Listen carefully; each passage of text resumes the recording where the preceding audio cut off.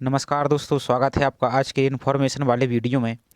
तो आज के वीडियो में हम देखेंगे एमपीपीएससी के द्वारा एक भर्ती विज्ञापन जारी किया गया है, जिसमें औद्योगिक निवेश एवं प्रोत्साहन विभाग के अंतर्गत सहायक पंजीयक के रिक्त पदों हेतु जो भर्ती विज्ञापन जारी किया गया है उसके ऑनलाइन फॉर्म फिल के बारे में, जिसको हम मोबाइल से फिल करके आपको बताएंगे और मोबाइल से आप भी फिल कर सकते हैं। तो इस वीडियो को आप अंत तक पूरा जरूर देखिए। साथ ही इसकी कुछ इंपॉर्टेंट जानकारी भी देख लेते हैं। तो जो कि आपकी 24 जनवरी से आपकी ऑनलाइन फिल स्टार्ट हो चुकी हैं और जिसकी अंतिम तारीख कितनी है तो 23 फरवरी 2024। और आप एक विशेष बात का भी ध्यान रखिए कि जो आप फॉर्म फिल करेंगे उसको आपको समस्त दस्तावेज के साथ आयोग के कार्यालय में पोस्ट ऑफिस से यानी स्पीड पोस्ट के माध्यम से आपको सेंड करना है, जो कि इसकी लास्ट डेट है 29 फरवरी 2024 शाम के 6 बजे तक। तो इसका कुछ थोड़ी सी जानकारी देख लेते हैं, उसके बाद आपको फॉर्म फिल के बारे में जानकारी दी जाएगी। तो इसकी शैक्षणिक योग्यता है यानी ग्रेजुएशन, यानी आप किसी भी संकाय से कला, विज्ञान, टेक्नोलॉजी, इंजीनियर की उपाधि में या वाणिज्य या कृषि यानी किसी भी इस स्ट्रीम से आप ग्रेजुएट होना चाहिए। इसके बारे में थोड़ा और कुछ जानकारी देख लेते हैं। इसमें पदों की संख्या सिर्फ एक दी गई है, जो कि ओबीसी के लिए है, जिसमें अदर स्टेट और अनरिजर्व के कैंडिडेट इसमें फॉर्म फिल नहीं कर सकते, सिर्फ इसमें ओबीसी वाले ही फिल करेंगे। तो ये सभी जानकारी को आप विशेष रूप से फॉर्म फिल करते समय इसको पहले अच्छी तरह से भर्ती विज्ञापन को अच्छी तरह से पढ़ लीजिए, उसके बाद ही आप फॉर्म फिल को कीजिए। और इसके बारे में कुछ और अन्य जानकारी भी देख लीजिए, जैसे सिलेक्शन के बारे में दिया गया है, तो इसको भी आप देख लीजिए। सिलेक्शन प्रक्रिया रहेगी आपकी साक्षात्कार के आधार पर, और यदि अभ्यर्थियों की संख्या 500 से कम हो तो ऐसी स्थिति में आपका इंटरव्यू कराया जाएगा, और यदि 500 से अधिक होंगी तो आपकी लिखित परीक्षा आयोजित की जाएगी। तो आप इस जानकारी को भी देख लीजिए। तो आप चलिए आपको इसकी ऑफिशियल वेबसाइट पर ले जाते हैं। तो क्रोम ब्राउज़र को ओपन कर लेते हैं और उसमें गूगल पर आप एमपीपीएससी टाइप कर देंगे। तो इसको हम टाइप करके उसको सर्च कर देते हैं। सर्च करने के बाद आपको इस पेज पर आपको क्लिक करना है, तो इस लिंक पर क्लिक करते हैं। इसके बाद आपको आयोग का ये ऑफिशियल पेज ओपन होगा, जिसमें हम नीचे की ओर जाएंगे और यहाँ पर जो किसी भी एक जो इस पट्टी चल रही है इस पर हम क्लिक करेंगे। तो इस पर हम क्लिक करते हैं। क्लिक करने के बाद आपको इस टाइप का एक नया पेज ओपन होगा। तो सबसे पहले हम यहाँ पर 3 डॉट पर क्लिक करते हैं और इसको सबसे पहले मोबाइल को डेस्कटॉप साइड पर इस पर टिक करते हैं, ताकि आपका ये अच्छे से दिखने लगेगा। इसके बाद जो सबसे पहले आपको लिंक दी गई है सहायक पंजीयक औद्योगिक निवेश प्रोत्साहन विभाग, इस पर जो लिंक दी गई है इस पर हम क्लिक करेंगे, तो इसमें आपका फॉर्म ओपन हो जाएगा। तो चलिए क्लिक करते हैं। क्लिक करने के बाद जो आपको नया जो चेक बॉक्स दिया है इस पर हम टिक करेंगे, और टिक करने के बाद जो विज्ञापन दिया गया है इस पर भी क्लिक करेंगे, तभी आपका ये फॉर्म आगे बढ़ेगा। तो इस पर भी क्लिक कर लेते हैं और इसको डाउनलोड कर लेते हैं। और डाउनलोड करने के बाद इस टाइप से ओपन होगा। तो आप इसको अच्छी तरह से पहले रीड कर लीजिए, उसके बाद ही आप फॉर्म फिल को कीजिए। तो इसके बाद हम नीचे चलेंगे और इस पर आई एक्सेप्ट पर क्लिक करेंगे। इस पर क्लिक करने के बाद आपका ये फॉर्म ओपन हो जाएगा। अब इसको अच्छी तरह से सावधानीपूर्वक फिल करेंगे। तो जो इन्फॉर्मेशन मांगी गई है उसको सावधानीपूर्वक फिल करेंगे, और साथ ही आप वीडियो को लास्ट में ज़रूर देखिए। उससे संबंधित जो दस्तावेज सेंड करना है उससे संबंधित जानकारी दी जाएगी, जो आपके लिए अति महत्वपूर्ण होगी। तो आप वीडियो की लास्ट में भी रुके रहिए। तो यहाँ पर हम पहले अपना फर्स्ट नाम फिल करेंगे, और एक विशेष रूप का आप ध्यान दीजिए, आपके नाम में किसी भी प्रकार की स्पेलिंग में मिस्टेक नहीं होनी चाहिए, अन्यथा वो एडिट नहीं होगी। और इसके अलावा अन्य जानकारी आप एडिट कर सकते हैं। तो यहाँ पर आपका फर्स्ट नाम फिल कीजिए, उसके बाद आपका यदि मध्य नाम हो तो उसको फिल कीजिए, और आपका यहाँ पर लास्ट नेम यानी सरनाम फिल कीजिए।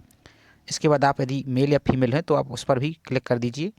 इसके बाद आप अपनी डेट ऑफ बर्थ को फिल कीजिए यहाँ पर क्लिक करके। तो जैसे हम यहाँ पर क्लिक करते हैं और इसके बाद आप इस पर दिए गए कैलेंडर पर टिक करेंगे और अपनी डेट ऑफ बर्थ को सिलेक्ट कर लेंगे। फॉर एग्जांपल के लिए हम यहाँ पर एक रैंडम बता रहे हैं फिल करके, आप अपनी जानकारी जो आपकी सही है उस अनुसार आप इसको फिल कीजिए।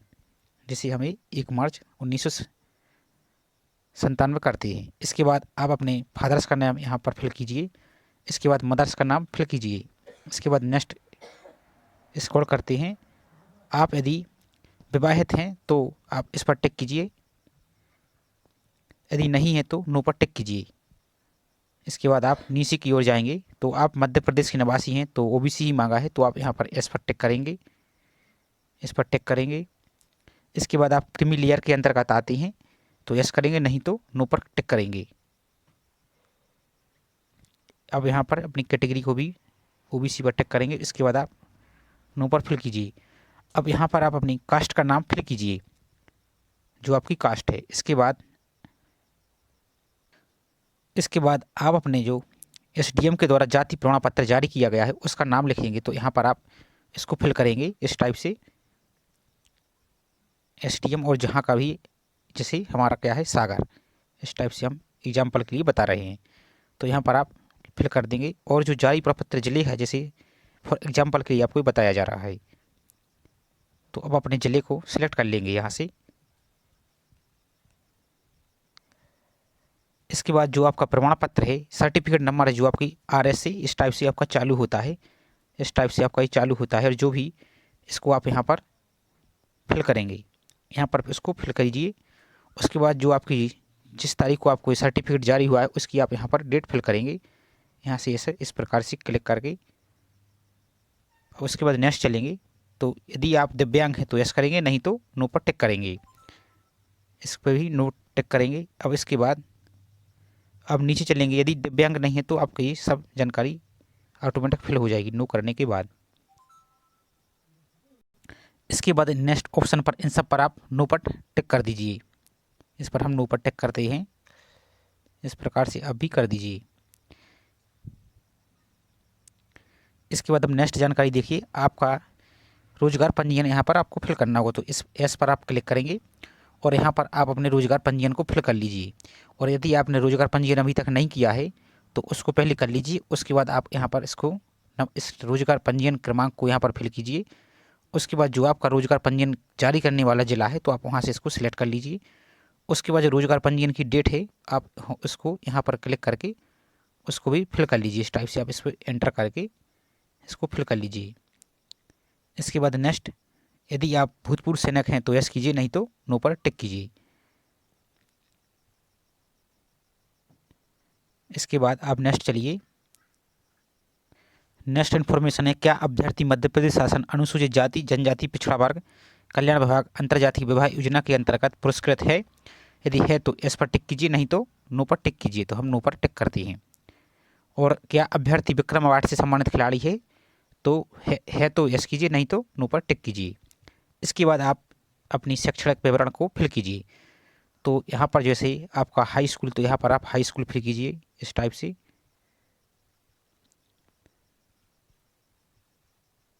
हाई स्कूल फिल कीजिए। उसके बाद आप डिवीज़न को टिक कीजिए यदि डिवीज़न है, और यदि आपका ग्रेड पॉइंट है तो ग्रेड पॉइंट को आप फिल कीजिए। इसके बाद यहाँ पर आप अपने सब्जेक्ट को लिख सकते हैं, जितने भी आपके जिस 6 सब्जेक्ट हैं तो वो लिख सकते हैं, या आप ऑल जनरल सब्जेक्ट ऐसा भी लिख सकते हैं। इस टाइप से आप लिख सकते हैं, या आप अपने सभी सब्जेक्ट का नाम भी फिल कर सकते हैं। इसके बाद आप अपने टोटल पूर्णांक को फिल कीजिए, जैसे 600, और जितने भी आपको यहाँ पर प्राप्त हुए हैं उसको फिल कीजिए। उसके बाद ये आपकी ऑटोमेटिक यहाँ पर परसेंटेज आ जाएगा। और आप यहाँ पर डिवीज़न को सिलेक्ट कीजिए, जैसे आपका फर्स्ट है तो फर्स्ट, सेकंड है तो सेकंड। और यहाँ पर आप अपने बोर्ड का नाम फिल कीजिए, जैसे एमपी बोर्ड भोपाल, इस टाइप से आप इसको फिल कीजिए। और यहाँ पर उत्तीर्ण वर्ष का आप ईयर, जिस साल आपकी मार्कशीट यानी आप जिस साल उत्तीर्ण हुए हैं उसको, और यहाँ पर आप अपने रोल नंबर को फिल कीजिए।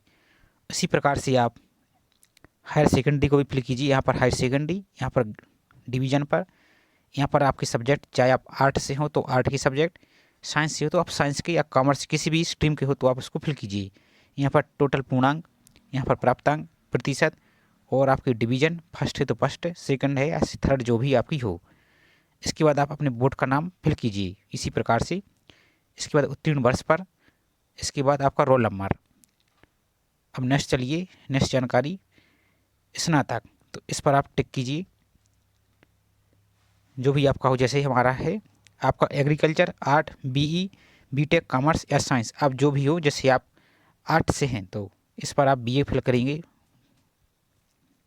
BA फिल करेंगे और डिवीज़न परसेंटेज हो तो डिवीज़न फिल कीजिए, या CGPA या ग्रेड पॉइंट हो तो आप यहाँ पर फिल कीजिए, तो आपका ये ओपन हो जाएगा। और आप यहाँ पर अपने सब्जेक्ट को फिल कीजिए, ये आपका हट जाएगा और आप यहाँ पर सीधे अपने परसेंटेज फिल करेंगे और डिवीज़न जो भी आपका हो, और बोर्ड यूनिवर्सिटी का नाम फिल करेंगे, जैसे देवी अहिल्या, आपकी जो भी मध्य प्रदेश की यूनिवर्सिटी हो उसको आप फिल कीजिए। इसके बाद उत्तीर्ण वर्ष और यहाँ पर आपका ना रोल नंबर, तो इसको आप फिल कर लीजिए। तो इस टाइप से आप भी फिल कीजिए जैसा इस प्रकार से हमने फिल किया है। इसके बाद आप यहाँ पर यदि आपका CGPA है तो आप इस पर भी टिक जरूर कीजिए, तो इस पर टिक करते हैं। और यदि आपका ये CGPA नहीं है तो आप डिवीज़न पर फिल कर लेंगे, तो आपको जिस प्रकार से स्कूल की मार्कशीट फिल की है इसी प्रकार आपसे ये यहाँ पर फिल करना होगा। अब चलिए इसके बाद हम नेक्स्ट इन्फॉर्मेशन देखते हैं, तो यहाँ पर आप इसको छोड़ सकते हैं। और यदि आप यहाँ पर यात्रा भत्ता लेना चाहते हैं तो इस पर टिक करेंगे, इस पर टिक कीजिए। इसके बाद आप यहाँ पर अपने बैंक का नाम, जैसे SBI या जो भी आपका बैंक हो, IFSC कोड, शाखा का नाम, ब्रांच का नाम, शाखा कोड।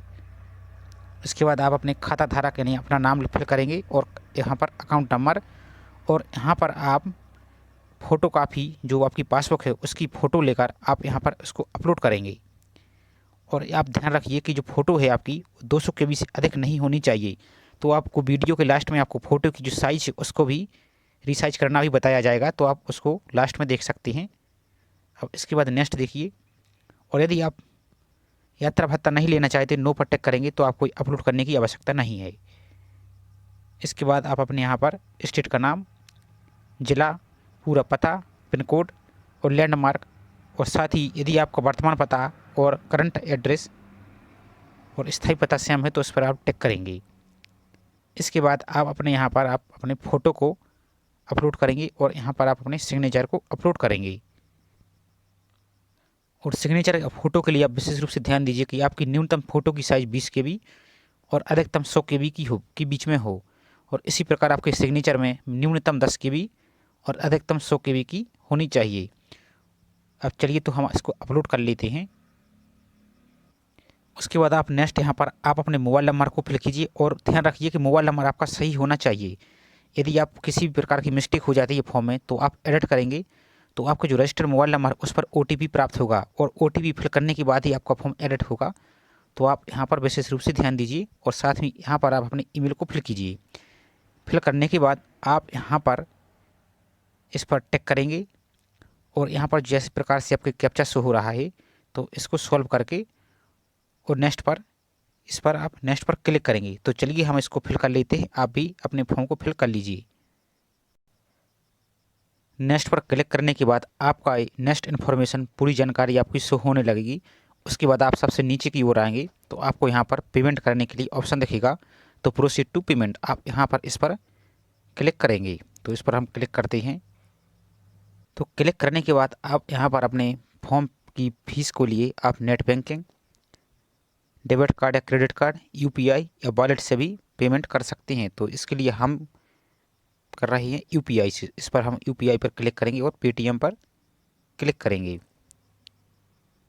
तो टिक करने के बाद आपको इस प्रकार की इन्फॉर्मेशन दिखेगी। यहाँ पर आपका रेफरेंस नंबर रखेगा, एप्लीकेशन नंबर यहाँ पर, और यहाँ पर आपको अमाउंट दिखेगा कि 290 रुपये यहाँ पर आपको पेमेंट करना है। और आप इस पर सबमिट पर क्लिक करेंगे। सबमिट पर क्लिक करने के बाद अब आपको नेक्स्ट पेज ओपन होगा, इसको हम देखते हैं।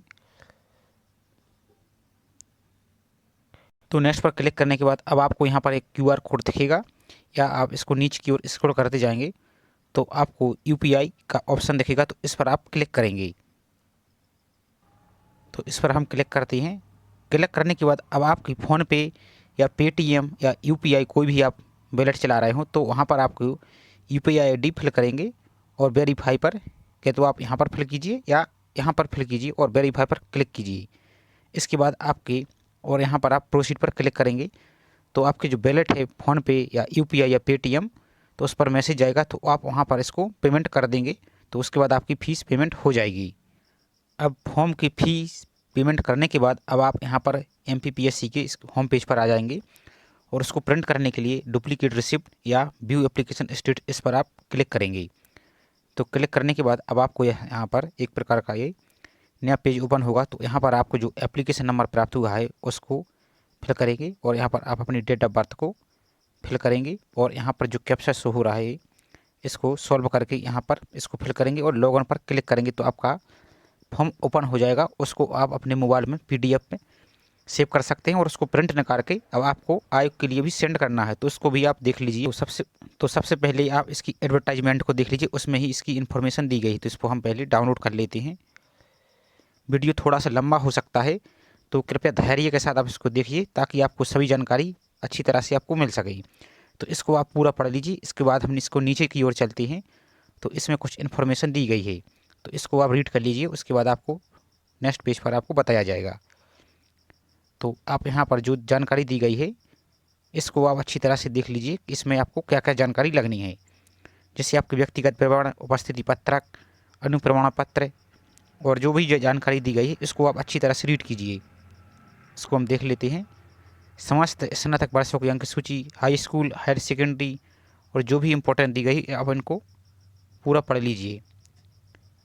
इसके बाद अब आपको कुछ डॉक्यूमेंट की आवश्यकता पड़ेगी, जैसे आपकी जो दी गई है उपस्थिति पत्रक, व्यक्तिगत विवरण। तो इसके लिए अब आपको बताया जा रहा है कि कहाँ पर मिलेगा। अब जो भी डॉक्यूमेंट आपको आयोग के लिए प्रिंट करके भेजना है तो उसके लिए हम सबसे पहले फिर दोबारा MPPSC टाइप करेंगे और उसके होम पेज पर आएंगे। इसके बाद यहाँ पर क्लिक करेंगे तो हम आयोग की अब ऑफिशियल वेबसाइट पर आ गए हैं। तो आपको जो 3 डॉट की 3 लाइन दिख रही हैं इस पर आप क्लिक करेंगे। इस पर क्लिक करने के बाद इसको हम तो मोबाइल को हमने थोड़ा वर्टिकल कर लिया है ताकि आपको आसानी से दिखे। तो इस पर हम 3 लाइन पर क्लिक करेंगे। तो इस पर हमने क्लिक किया तो अब आपको डाउनलोड फॉर्मेट्स दिख रहा है, इस पर आप क्लिक करेंगे। तो इस पर हम क्लिक करते हैं। क्लिक करने के बाद अब आपको यहाँ पर सब जानकारी दिख रही है। यहाँ पर आपकी अटेंडेंस शीट का फॉर्मेट दिया गया है, तो इस पर आप क्लिक करेंगे तो डाउनलोड हो जाएगा। यहाँ पर पर्सनल इन्फॉर्मेशन फॉर्मेट दिया गया है, तो इस पर क्लिक करेंगे तो ये हो जाएगा। यहाँ पर ये सभी जानकारी आप शासकीय सेवा पत्र, अभिवाचन, घोषणा पत्र पिछड़ा वर्ग उम्मीदवार हेतु और जो अन्य जानकारी दी गई इन सभी को आप प्रिंट करके यहाँ से आप जो भी इम्पोर्टेंट है आप इसको छोड़ सकते हैं। इनको ये इनके लिए दी गई है और अन्य जानकारी को आप यहाँ से प्रिंट करके आप आयोग को भेज सकते हैं। उम्मीद है जानकारी आपको पसंद आई होगी और वीडियो हेल्पफुल लगा होगा। वीडियो आपको पसंद आया हो तो वीडियो को लाइक जरूर कीजिए। साथ ही चैनल पर आप पहली बार आए हो तो चैनल को सब्सक्राइब करके बेल आइकन पर प्रेस कर लीजिए ताकि इसी प्रकार आपको नई नई जानकारी प्राप्त हो सके। वीडियो थोड़ा बड़ा हो गया है, इसके लिए हम क्षमा चाहते हैं। हमने पूरी कोशिश की है कि आपको सभी जानकारी आपको आसानी से उपलब्ध हो, तो इस कारण थोड़ा वीडियो लंबा हो गया है। तो चलिए मिलते हैं इसी तरह नेक्स्ट वीडियो में। जय हिंद।